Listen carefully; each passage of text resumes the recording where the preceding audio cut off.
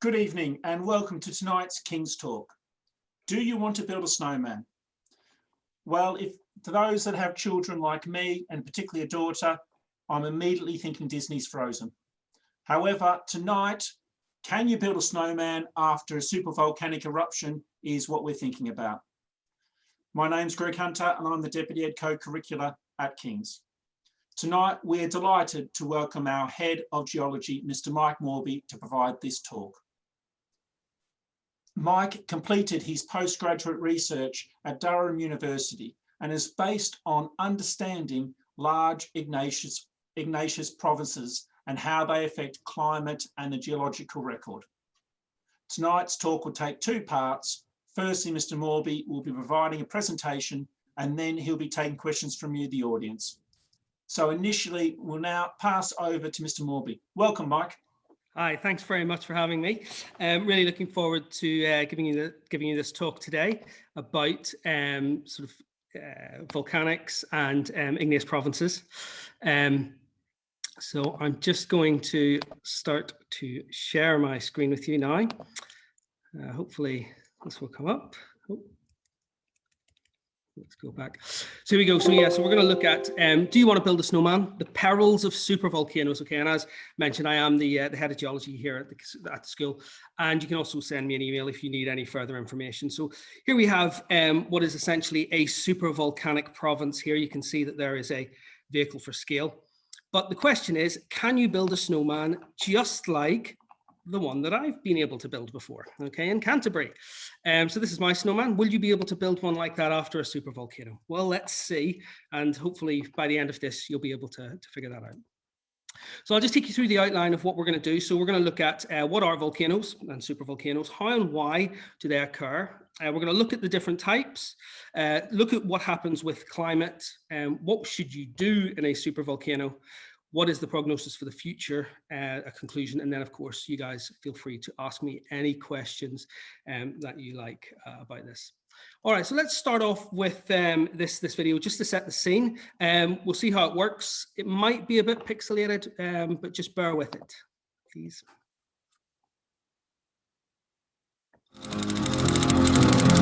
Within an hour of a Yellowstone super eruption, pyroclastic flows could race across the countryside and engulf the valley of Jackson Hole and the town of Livingston, some 50 miles away. Within a 60-mile radius, 90% of any remaining people would be killed. A few might be blown to pieces in the initial blast. Most would suffocate in the heat of pyroclastic flows. Okay, so hopefully you managed to see a bit of that. It might have been a bit glitchy, but hopefully that sets the scene for the supervolcanic eruptions.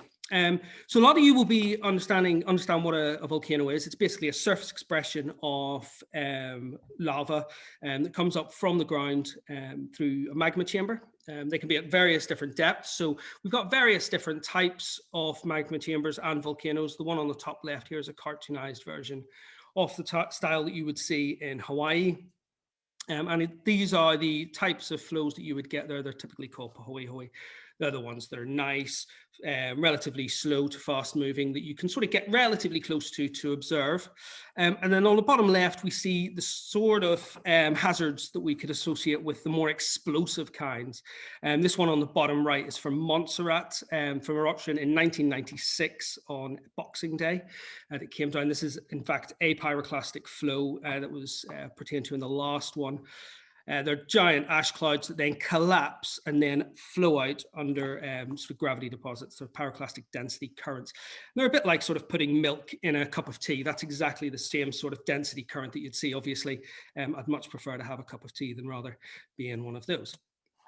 And of course, you can have various different types of eruption styles. So they can be highly explosive and the column can get higher up.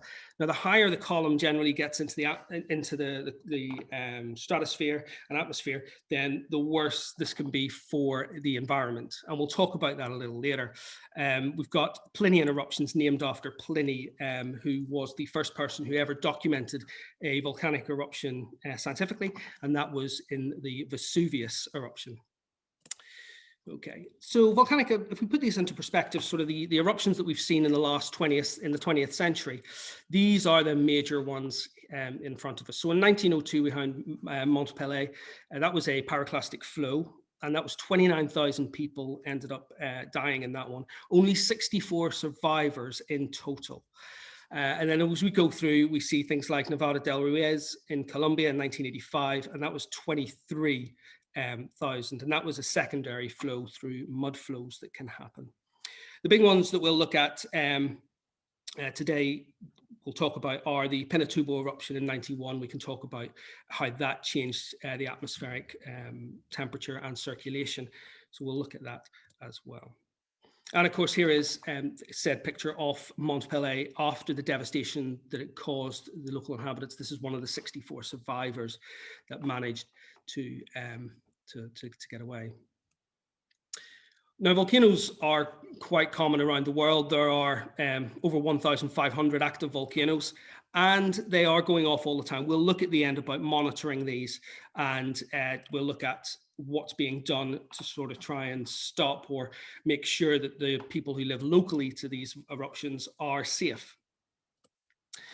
So we want to think about this in terms of supervolcanoes. So I've basically given you an understanding of what the basic volcanoes are. Supervolcanoes are another level. So if we look at the different types of eruptive materials that you get, so Mount St. Helens, some of you in the audience might remember in 1980, the eruption, the lateral blast of Mount St. Helens.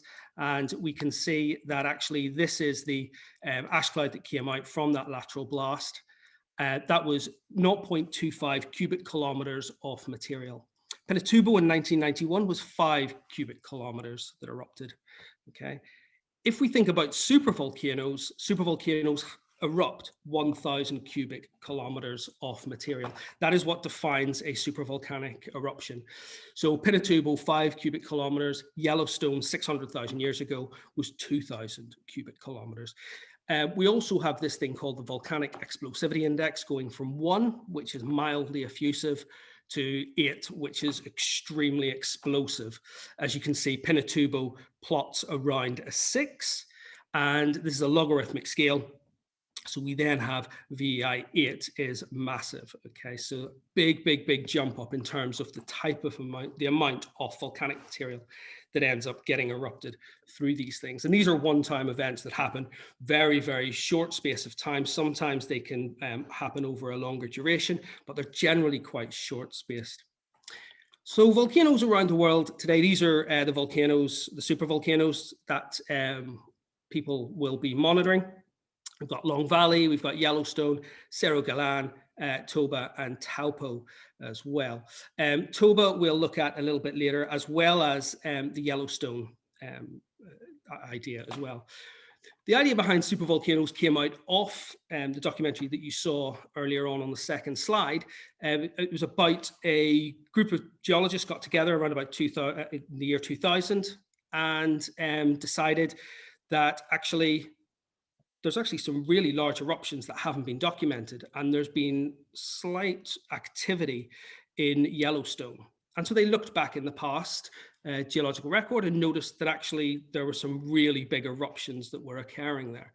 And so more and more work was done researched into these, and we find that actually they're quite prevalent in Earth's history.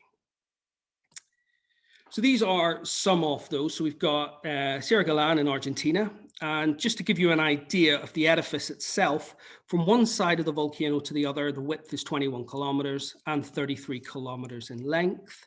La Garita in Colorado is 16 kilometers in width and 18 in length. Toba, 20 kilometers, give or take, 26 kilometers across, 80 odd in length. And Yellowstone, the one that will that really got the ball rolling for supervolcanoes, is 55 kilometers wide and 72 kilometers in length. So it's pretty large and causes quite a bit of concern amongst volcanologists regarding this. The other thing as well is that we also get these things called flood basalts. And these are basaltic super eruptions. Now, these are sort of more effusive. So in terms of style of eruption, they'd be more like your Hawaiian eruption, just sort of nice and effusive, sort of coming out nice and slowly, not explosive, but they happen over a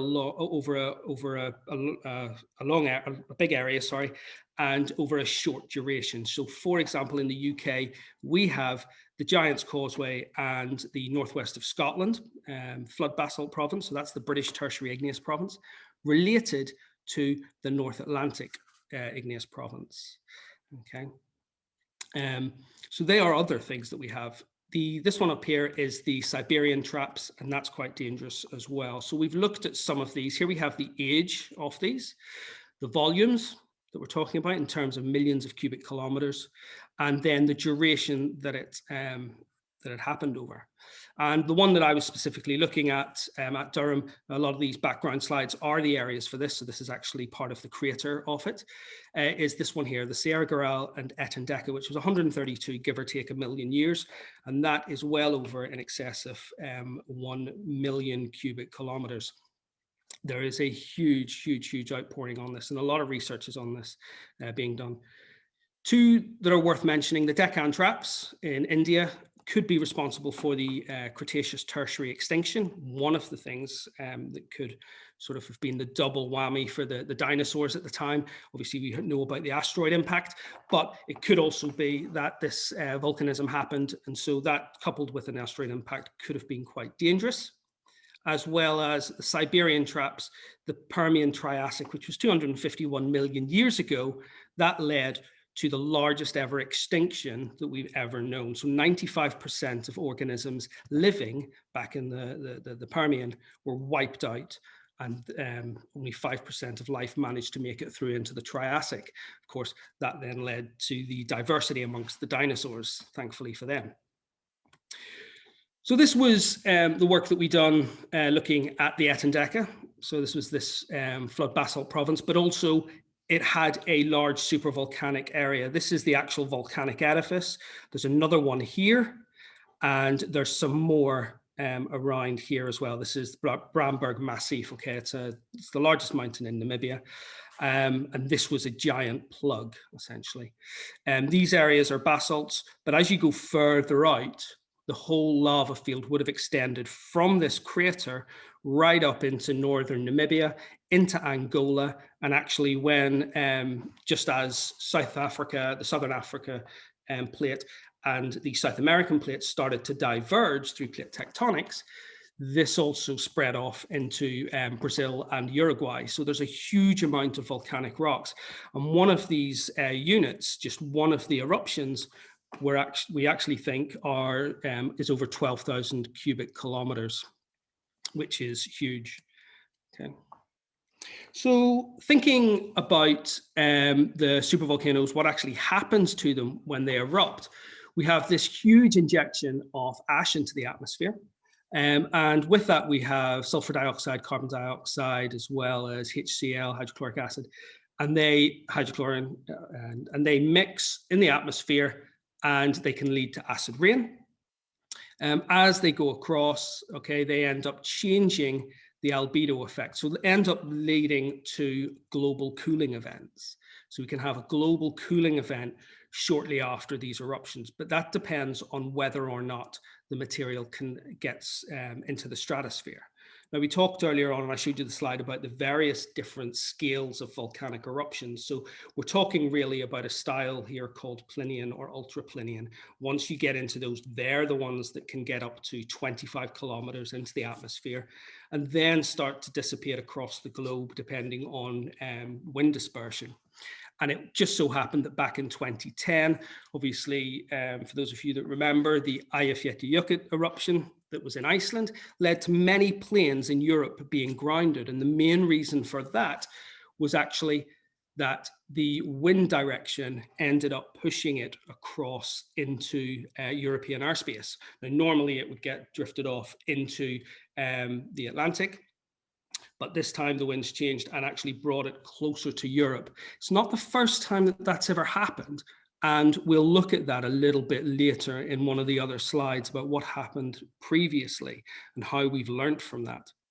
So we can end up having these cooling events happening after supervolcanic eruptions. The same thing's true about these flood lavas as well. So not only do you have them with sort of your typical explosive eruptions, but you can have them with your nice, gentle, effusive ones as well, because sometimes the volcanicity can change. So volcanoes aren't just one type. They can sometimes go through changes. And that's because they're tapping different magma sources. So underneath the volcano, you'll have your magma chamber, and there might be numerous magma chambers all being tapped at different times. And so that way you can sometimes get a slight change in eruption style. And only recently, in the last 2 years, Mount Etna ended up showing a paradoxical eruption. And a paradoxical eruption is one where you end up, it goes through stages of being similar eruptive styles, so nice and generally effusive eruptions, a little bit of fire fountaining happening, but then occasionally another magma chamber gets tapped, and that will actually erupt out. And for that one, that ended up being quite an explosive one. So there were some pyroclastic flows actually seen on Etna, which weren't seen before.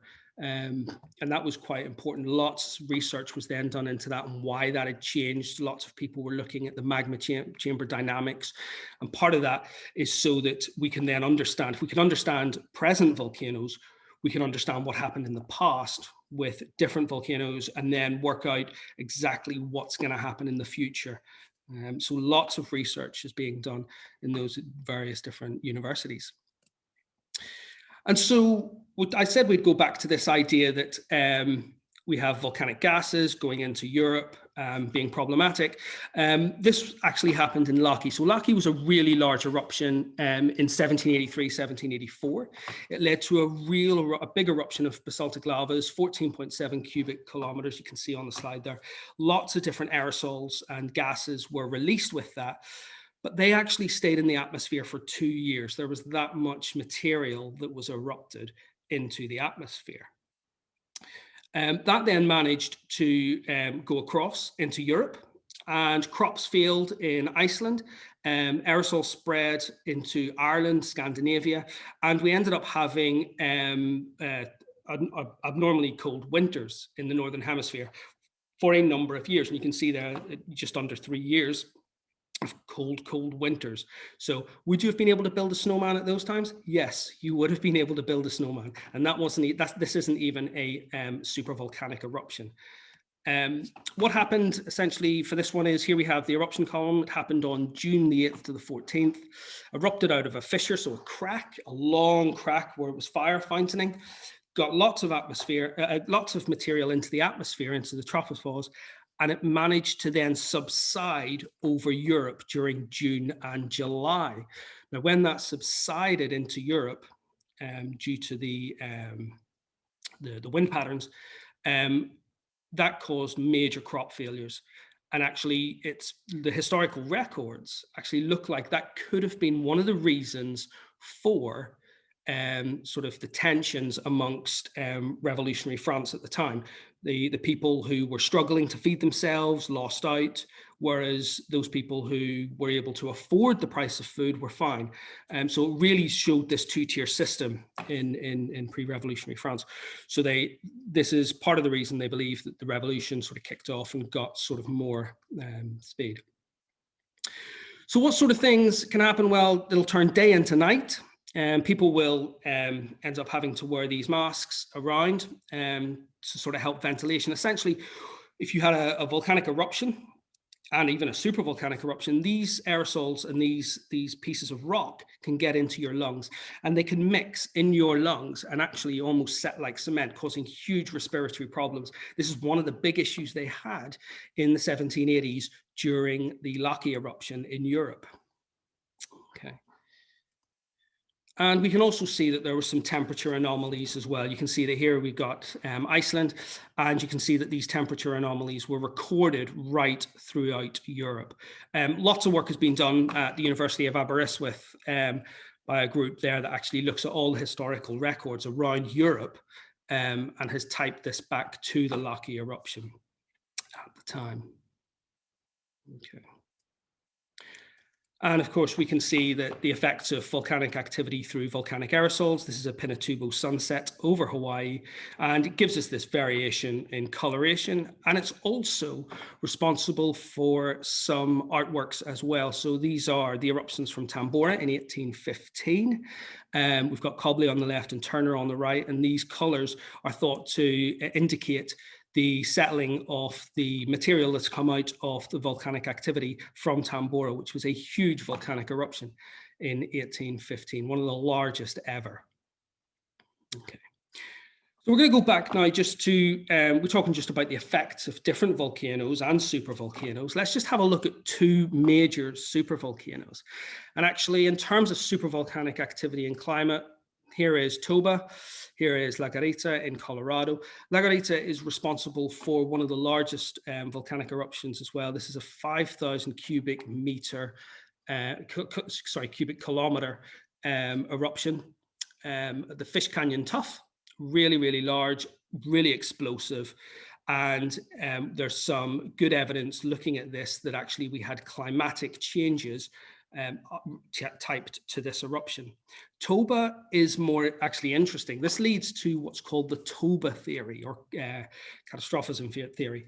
And they've actually looked at the eruption, which was roughly 70,000 years ago. And it actually, the data suggests that there was a 6 to 10 year volcanic winter from that. Again, would you have been able to build a snowman? Yes, I think so.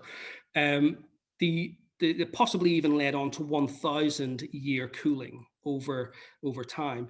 And the Toba eruption is thought to actually show a decrease in DNA variety, because the eruption was so large that actually there's what's called a bottleneck, and some groups at New York have looked at, a guy called Michael Rampino has looked at the mitochondrial DNA in people. And around that time, the mitochondrial DNA suddenly decreases in diversity.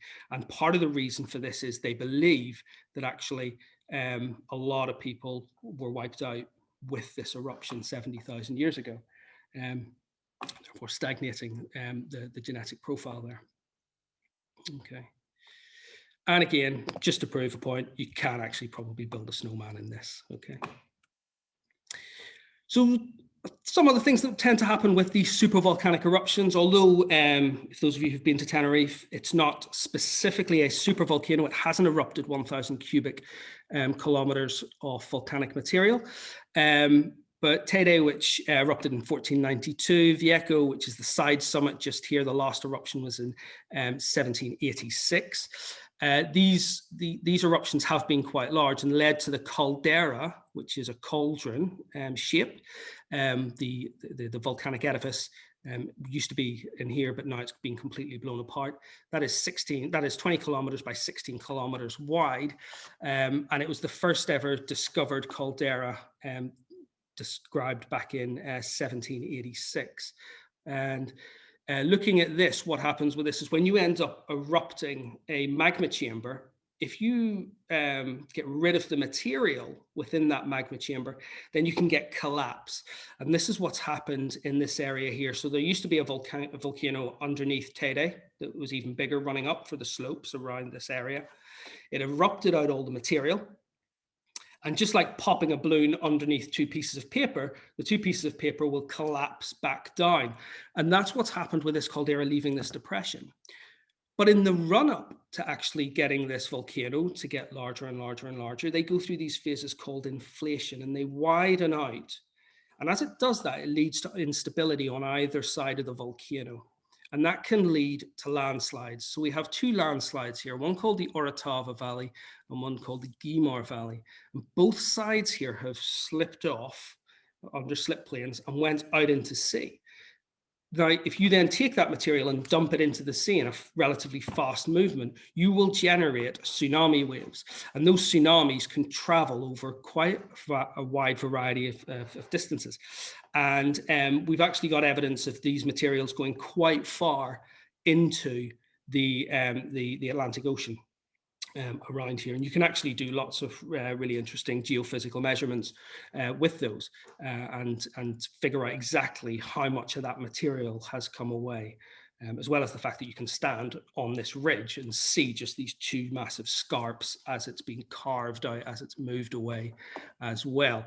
So lots of really interesting sort of secondary things that would happen with this supervolcano. And in fact, we know that Yellowstone itself ends up going through these periods of inflation, and it builds up and builds up. And as it does so, because there's lakes in Yellowstone, it actually moves the lakes off, and we can see on the tree line how those lakes have went up and down. And that's one of the ways in which they measure the eruption, or sorry, the movement of the magma chamber underneath, actually. But these are quite interesting in terms of the volcanic landslides that you could get happening. These tend to happen with islands. So if you have any sort of large volcanic islands that could end up being sort of super volcanic, then they could end up having these giant tsunamis being triggered. So what's the prognosis then? What are we doing about these things? So this is some stuff that some universities are actually quite into. If you go on to the Icelandic University website, they are actually monitoring the mantle plume below. So this would be a mantle plume. You can see above here, this green line shows the surface of land, and below here, we've got the magma chamber. So, you know, typically if you ask a child to draw a magma chamber, they will draw a sort of steep-sided volcano with a large oval shape in the middle with a conduit going up. That's your typical sort of magma chamber. In actual fact, magma chambers generally don't look like that at all. They get stopped as they go out. They sort of shift out along planes of weakness, and then they find their way up slowly over time as they overcome the pressure of the rocks above. And so you can get these quite intense shapes with them. And so using seismic surveys, so shooting off seismic lines, little explosions, and seeing how fast the measurement comes back through the earth, we can see and model exactly how big the magma chambers are. So if I go back to the Etendeka one in Namibia, that was the size of the crater is sort of 20 kilometers wide. We know that beneath there would have been a magma chamber that was 25 kilometers wide. Okay, and that's just the magma chamber we can visualize. It would have been bigger at depth, but that would have been the one that would have been close to the surface, that would have been sort of being erupted continually. And it's the same with these ones. So you can see there's some red coloration and some yellow coloration. So this red coloration indicates that this magma chamber is pretty much primed and near enough ready to go and feeding the material. This yellow stuff is just acting as a reservoir, essentially. Because they're quite complex in terms of how they mix and how they react with each other. So just because you have a really large magma chamber, it doesn't mean it's going to erupt. So the analogy I would probably imagine, the best analogy to use for this would be thinking about a slushy. Okay, so if you've got a slushy, you go get a slushy from the corner shop or something, and you're drinking it. Some of it's ice, some of it's liquid. Okay, and you're going to be able to drink that liquid. That's fine, but not all of it's ready to be drunk. You have to wait for it. And that's the same for a magma chamber. A magma chamber is composed of sort of partial melt, so liquid, and crystals. Not all of it is primed for eruption. So even though you have a really large magma chamber, not all of it's ready to go. So it depends. And it's a really unfortunate sequence of events that would lead to a catastrophic priming of that whole magma chamber. So not even in a supervolcanic eruption would you generally see the whole volcanic magma system completely being erupted out. Okay, very rarely do we see that happen.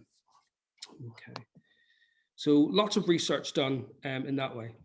Other things that happen are that people are constantly going out and looking at volcanic activity and current activity, previous activity. So this is a pyroclastic flow. These are different pyroclastic flows. We've got an ashfall here, and then it's followed by this eruption, and then another eruption here.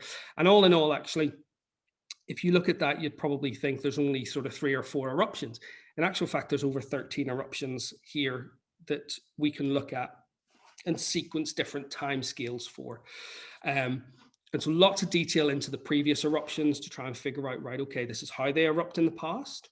if we see anything like this in the future, then we know exactly how it may well erupt. Okay, so each volcano almost has its own genetic fingerprint in terms of style of eruption. And if we look at what's happening at the present, this is just, this was actually taken this morning. These are all the eruptions that are actually happening right this minute. Now, if you look down this side, you'll notice, thankfully, the VEI, or the Volcanic Explosivity Index, is pretty low for these. Okay, there's a 4 there, which is pretty bad. Okay, and that's in Schlivluk in Russia. All right, but that one is actually quite far away from any big cities or towns. Okay, so there's quite a few that are relatively low, and there are some that don't have a VEI just because of the style of eruption that it's got. Okay, so it's not really big, it's not really explosive, but it's showing activity. So this is the ones that the present that are causing us concern. Luckily, the ones that I mentioned that are supervolcanoes are not on this list. So that's good news so far. But what about the ones that are supervolcanoes? Well, the USGS, the United States Geological Survey, will quite commonly sort of have this on their website.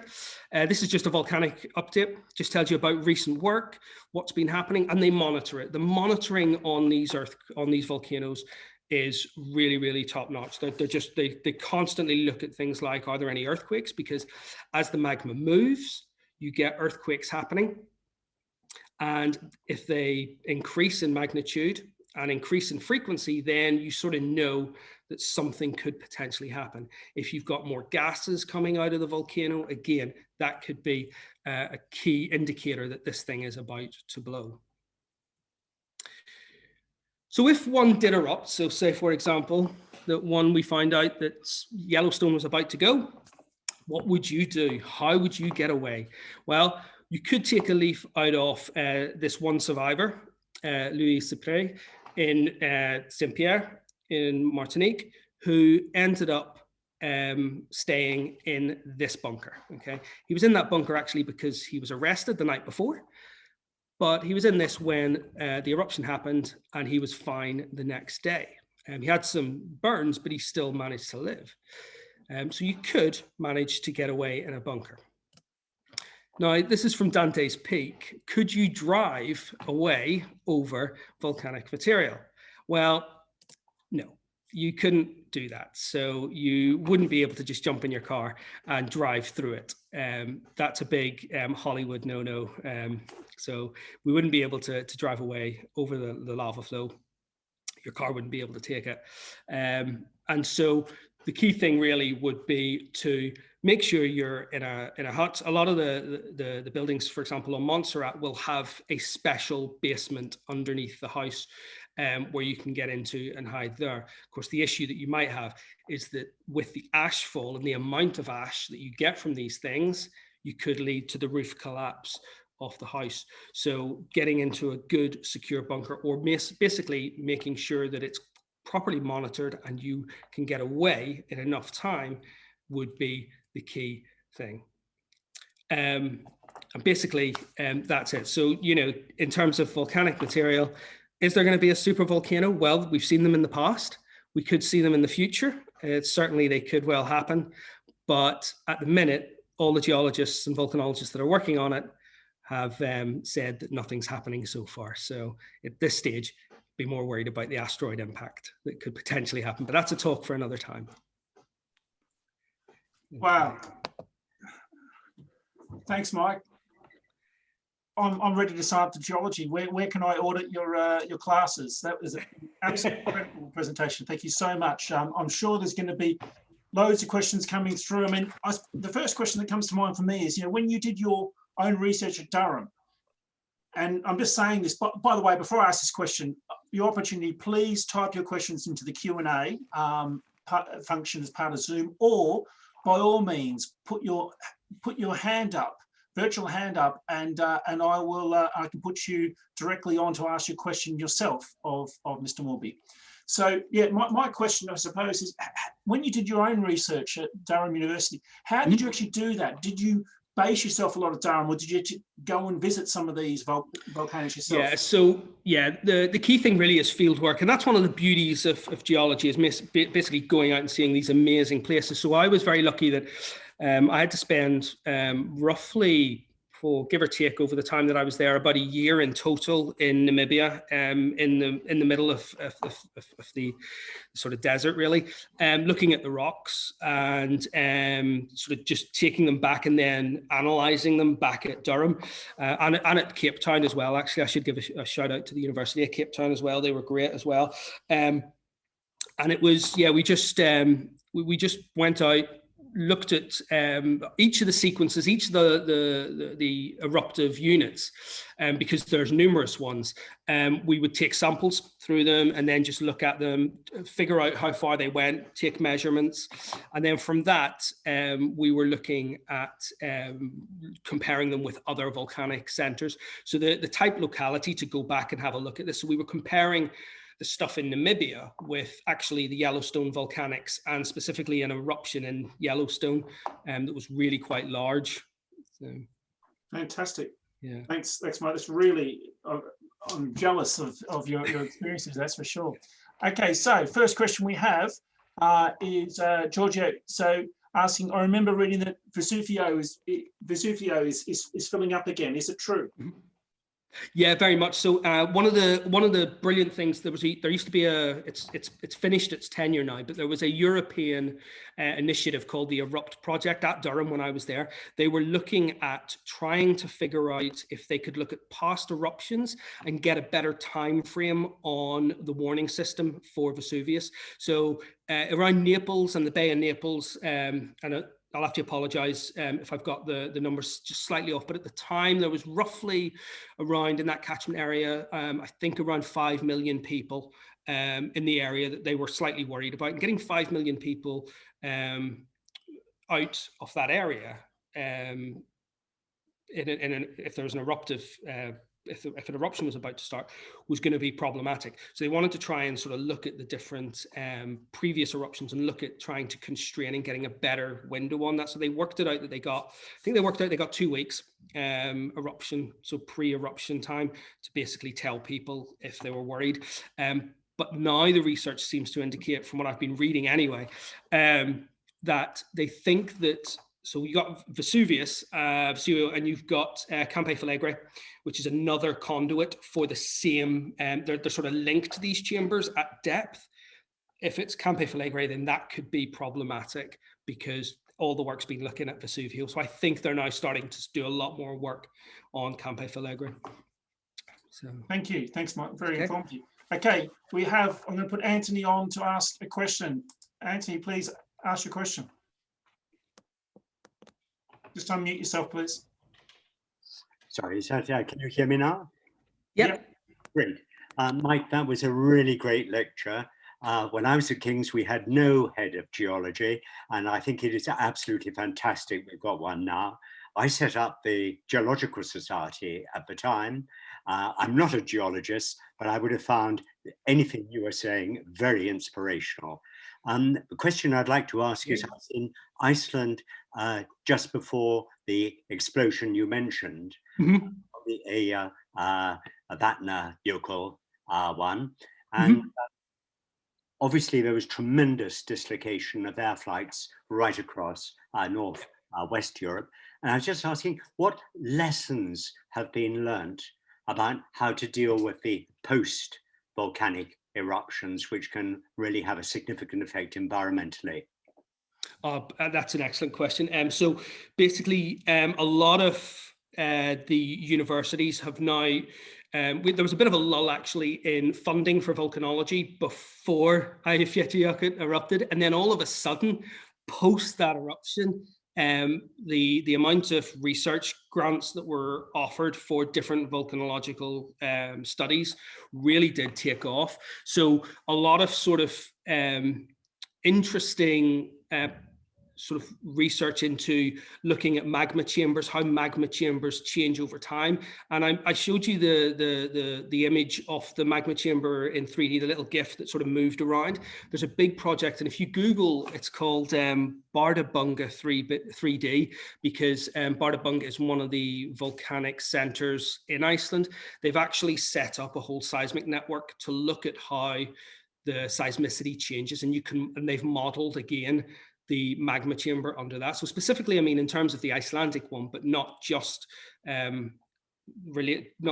sort of for Icelandic volcanoes, but other ones. A lot of researchers went into trying to figure out how they're changing. The big issue with Eyjafjallajökull was that it sits underneath a glacier, and it's the glacial melt that really made this eruption so explosive. If we had taken away, if you could get rid of that ice, I'm not saying that's a good thing, but if there was no ice on top, no glacier on top of that volcano, it certainly wouldn't have been as explosive as it was. But yeah, there's lots of new work going into that, and also just making sure that they can, I mean, the Icelandic government is very good at passing on information, and the locals are really good at understanding what to do in a volcanic situation, but they've been even better at disseminating that information. Now they've set up even more checkpoints for that, so that's been pretty good. And I think in terms of UK universities, there's been a lot more, and European universities, sorry, there's been a lot more funding to sort of see, well, if that could happen with that eruption, and we know that Icelandic volcanoes erupt a lot, what's the likelihood of that happening in the future? And these aren't even supervolcanic eruptions. These are just standard sort of VEIs of 3, 4, you know. Yeah, is that okay? Thanks, Mike. Thanks for your question, Anthony.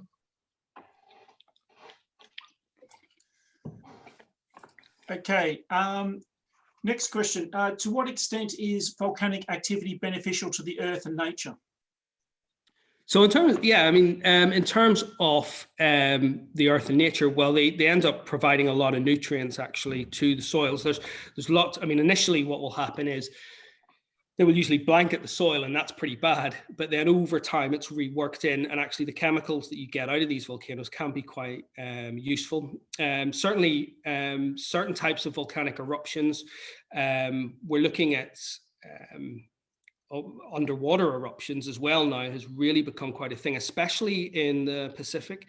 And that's because actually we now believe that there are certain species that have actually used pumice. So pumice is the only rock that actually floats on water, and it comes from explosive silicic volcanics. And actually, we've seen that some organisms from places like Papua New Guinea and stuff like that have actually used this pumice as a raft and sat on it to get to other islands. So it actually ends up becoming almost like a land bridge. So in terms of biodiversity, it's really sort of helped that way as well. And how long can you talk about cooling events after supervolcano eruptions? How long can they last for? Well, we had so Toba, we reckon the volcanic winter was somewhere in the region of 6 to 10 years, but possibly because of the time scales involved here, there's possibly even evidence that actually it could have went on for even up to 1,000 years in some form. Pinatubo in 1991 was a relatively small eruption compared to supervolcanic eruptions, 5 cubic kilometers. Compared to what a supervolcano needs to be is 1,000 cubic kilometers. And we've got a 1.5 degree temperature change the year after. It took 2 weeks for that ash cloud to get from the Philippines all around the globe. Now, the issue you have with Yellowstone is, for us anyway, in the Northern Hemisphere, Yellowstone is in the Northern Hemisphere, and that ash will get circulated certainly around the Northern Hemisphere a lot quicker, and then be obviously more detrimental to us before it then spreads around the globe. Thanks, Mike. And another question that's just come through. If you were to choose one place on Earth that would be the safest in terms of avoiding the direct or indirect effects of volcanic activity, where Yeah. would you go? Well, we always used to have this joke actually at Durham at conferences, and people used to turn around and I'd say to them, "Oh, you know, we're looking at this volcanic unit, and it's 12,000 sort of cubic kilometers wide, large." And we always used to joke in volcanologists that actually the safest place to probably be would be the moon, actually, because it was pretty grim. You would be okay. It would be pretty grim. You'd be plunged into a winter if it was really that large. I mean, we're talking about units, so you have to be 1,000 cubic kilometers, as I've said before. We're talking about some units being 6,000, sort of 5,000, stuff like that. There's still a little bit of research out on those, and we just in our lifetimes haven't seen that. We've only seen it in the rock record. And that is still open to interpretation, obviously. But the time constraints we can usually get these time constraints pretty well in terms of looking at the radioactive isotopes and stuff. And there's some really good methods of actually getting those ages pretty precise. I mean, I say pretty precise, we're still talking error bars of, you know, certainly for the younger ones, a few thousand years. But yeah, it's, you could, if you got up somewhere high, if you're in the USA, close to Yellowstone, you're in trouble if the whole thing goes. But yeah, I mean, Europe, we'd probably be fine, but there'd be issues with respiratory problems and all sorts of other things associated with it, really. Sure. And someone called Mrs. Geology is asking if you could visit any supervolcano eruption in the past. Which one would you visit?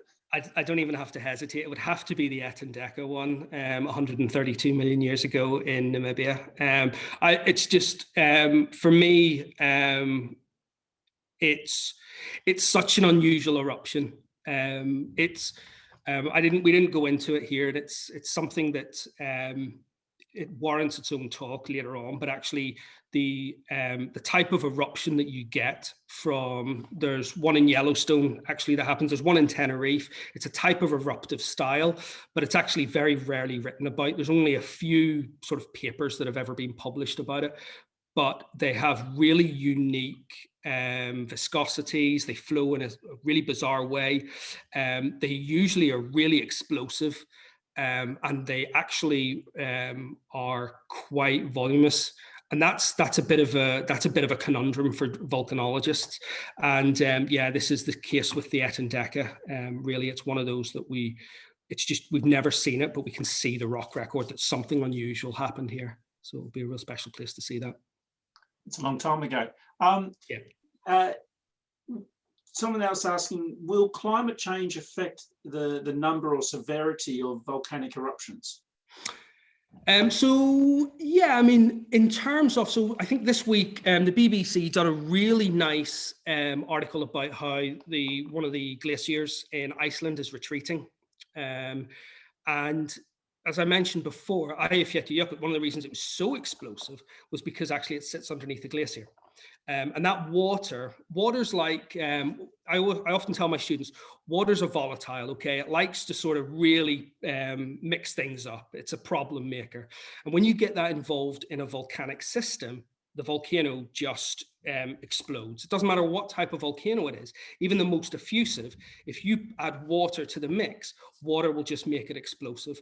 And that can be problematic. We've seen it with things like the island of Surtsey, when it's sort of erupted off the south coast of Iceland. Normally on paper, looking at how it's the composition, it should just be a nice, easy, sort of typical slow-moving lava flow that you could watch. But actually, because the water was getting in, it was really explosive. And that's what happens with the things like the volcanoes like Eyjafjallajökull. You've got this huge volcano that then, as the magma moves up, it's heating the glacier. The glacier will then get into the volcano and it will explode. Now, if climate change ends up reducing the glaciers on those volcanoes, then certainly for the Icelandic ones, they won't be as explosive as we've seen before. Excellent. Laura asks, the VEI on some of these, some of those volcanoes were between 0 and 4. Actually, it's fascinating seeing how many are still active and still, erupting, and have been erupting for many years or decades. Mm-hmm.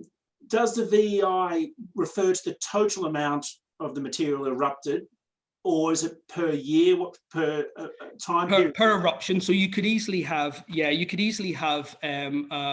so I mentioned Etna. Etna is usually, if memory serves you right, I'd have to just double check. I think it's usually about a VEI 2 to 3. It's relatively quite effusive. It looks like actually, it reminds me of a Roman candle, you know, the firework that you get, and it's sort of, that's what you'd get. It's sort of a Strombolian style eruption, we call that.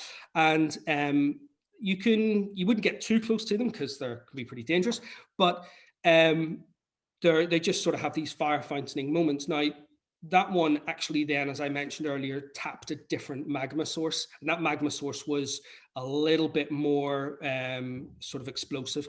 And that then led to a completely different VEI because the explosivity of it was different. So the explosivity can change per eruption.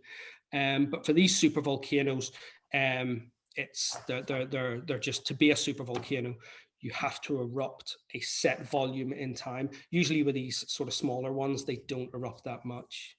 And what's the largest sort of measured VEI of any eruption?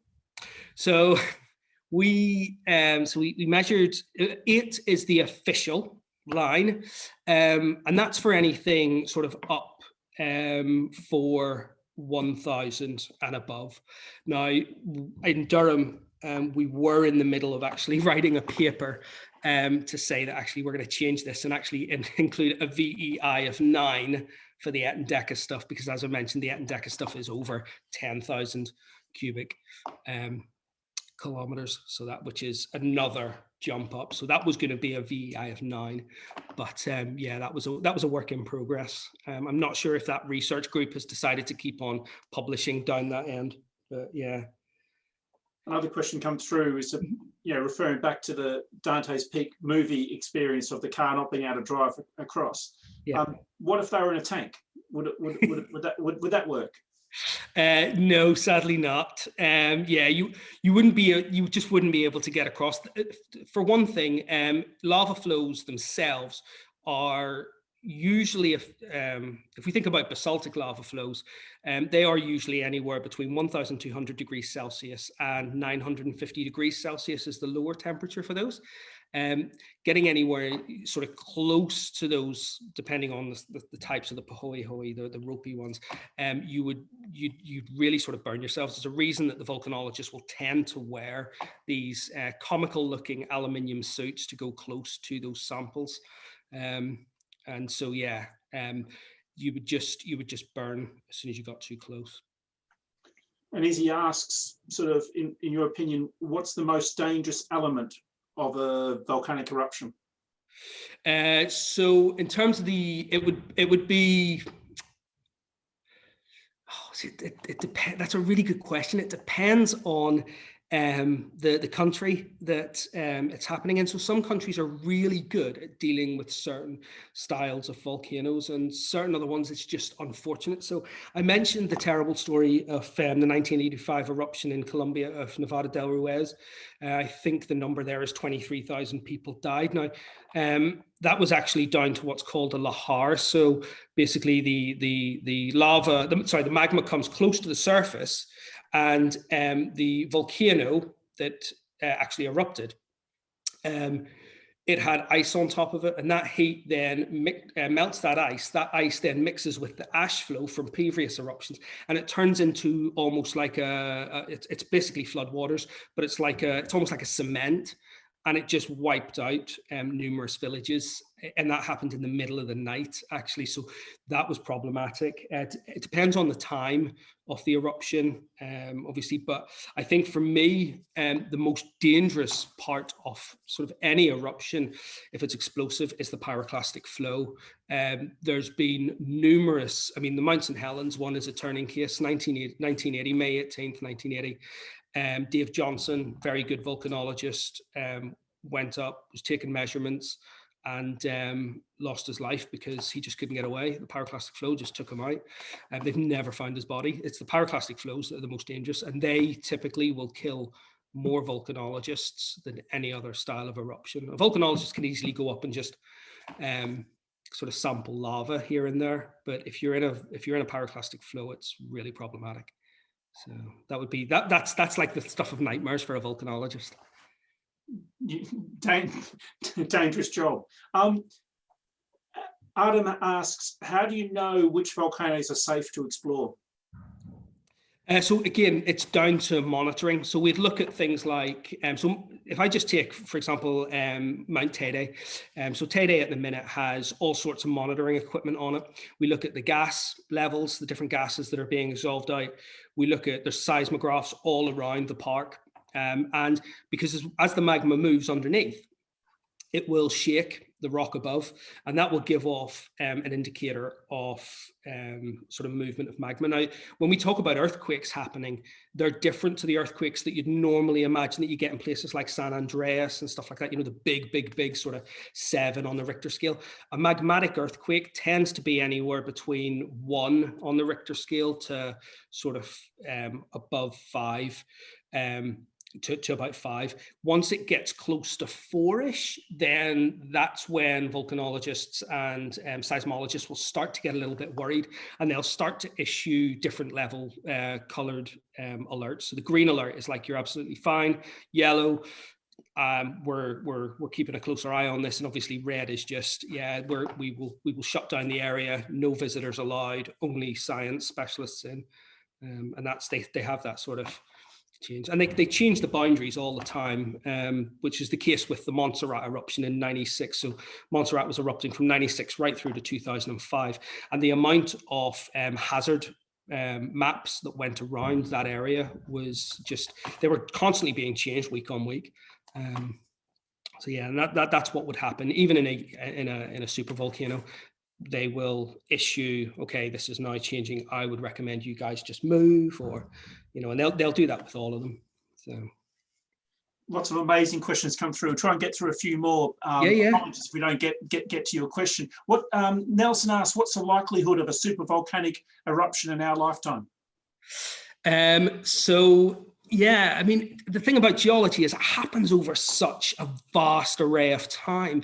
It's really difficult to put a number on it. It's, I think, the famous quote that we often get is, there's a very famous geologist who sort of works on this, Bill McGuire.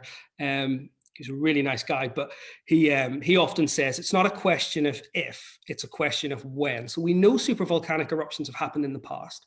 We know they're going to happen in the future, but we're not sure. I mean, if you look at the times when they're meant to happen, we're overdue one by the looks of it. But then, you know, everybody says that, don't they? You know, they're like, oh, we're overdue this. So, but yeah, in terms of our lifetime, I think you'll be all right.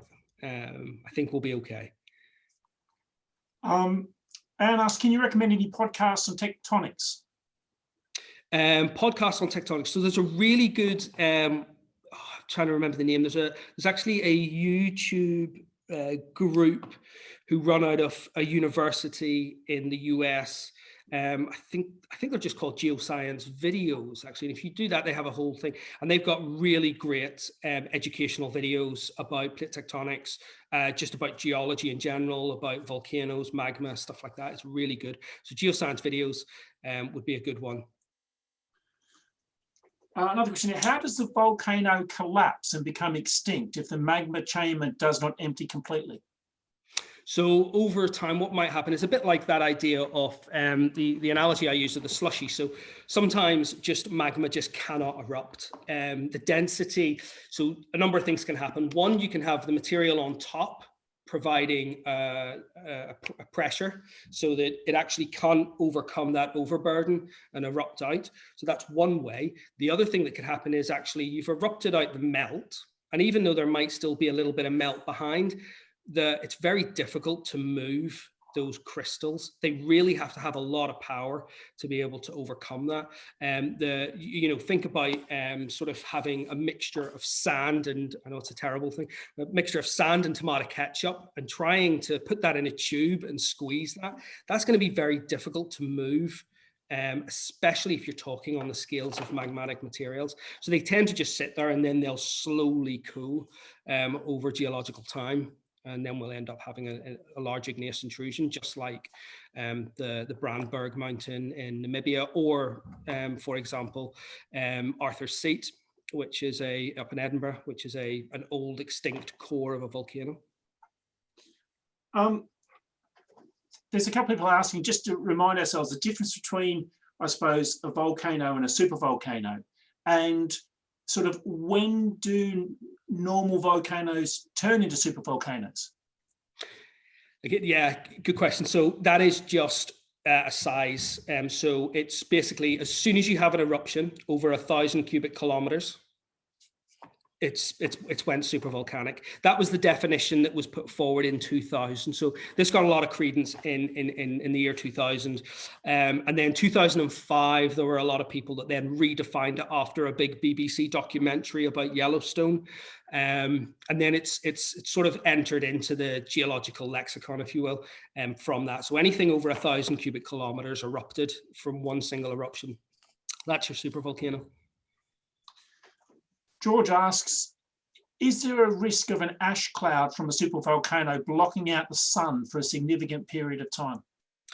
Yeah, certainly. You could block it out for quite some time, and it will change the albedo. So that will then travel around the globe.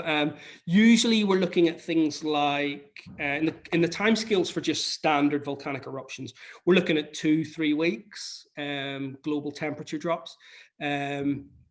But they are generally, I mean, you're talking your likes of your 5 cubic kilometer eruptions.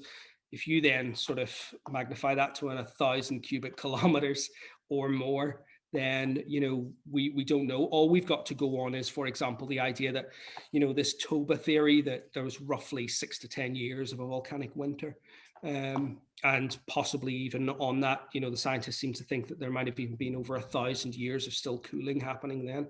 And of course, it only takes, you know, a lot of organisms, it only takes a few degrees to chuck them out of their comfort zone. And then you have issues with ecosystems coming into play. One of the other issues that I didn't talk about here was that with the volcanic material, it can get into the oceans, and that can then cause what are called oceanic anoxic events. We've seen these in geological time as well, where you get this material that leads to algal blooms because of the nitrates going into the sea. And that then lowers the oxygen demand for other organisms, which can then lead to some aspects of that food chain being driven to extinction. And if that happens, then providing that ecosystem can fit around that, then it'll be fine, but it could lead to the collapse of certain forms of the ecosystem. We'll have 2 more questions. Andrew's got an interesting one here, actually. Yeah. Is there a way with volcanoes, clearly there's a lot of energy produced by volcanoes. Is there a way of harnessing this energy in any way, shape, or form? Has anybody ever thought that this is possible? That's exactly what they do with geothermal plants. That's the best way to do it, really, is that using before the eruption, almost effectively, before any potential eruption. Pardon, sorry. Before any potential eruption is going to happen. Yeah, so they've the Hella Shady plants and a few other of the plants in Iceland are constantly just using the groundwater that's been heated by the large magma plume that's underneath Iceland. So Iceland's a bit of a double whammy. It's got not only a magma, a plume of large magma, but also it's splitting apart. So it would have volcanism anyway, but it's also got a magma plume, which is actually, interestingly, the last remnants of the magma plume, which caused the British Tertiary Igneous Province here 65 million years ago. But they can use that in terms of actually the actual sort of using energy from Yellowstone. Yeah, you know, Yellowstone is geothermal at the minute. But again, if that was going to go close to being sort of in an eruption phase, there's no way, no, not at this stage. We haven't harnessed those. So, and Rob asks, do current volcanic eruptions make a significant contribution to the CO2 emissions and hence the enhanced greenhouse effect? They do, actually, yeah, they do. But then, of course, they also lead to global cooling too. So it's sort of this sort of one and then the other sort of thing that tends to happen. And again, with that, it's a natural cycle that gets sort of redistributed. So that CO2 can usually then get locked up into certain types of rocks and in the sea and stuff like that. The sea is one of the big stores for that carbon when it gets erupted out. Finally, before we let you go, Mike, Nick asks, I'm sure we're all interested, the dinosaur skeleton behind you, what is it? What species is it?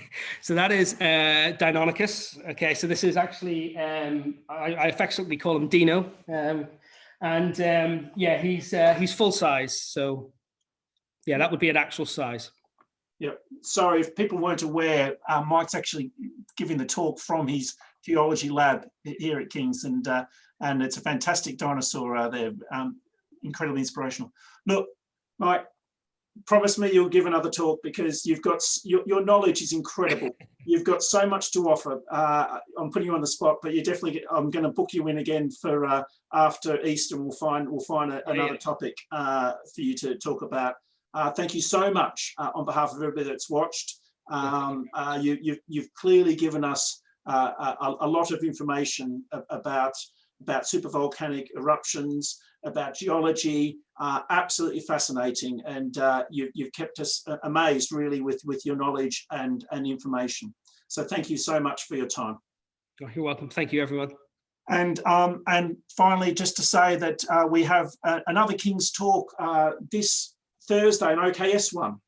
It's retired RAF Wing Commander Ryan Mannering is being interviewed by Andrew McFall, and it promises to be an absolutely fascinating talk as well. So look, we hope to see you then. And once again, thanks, Mike. Thank you for joining us, and have a very good evening.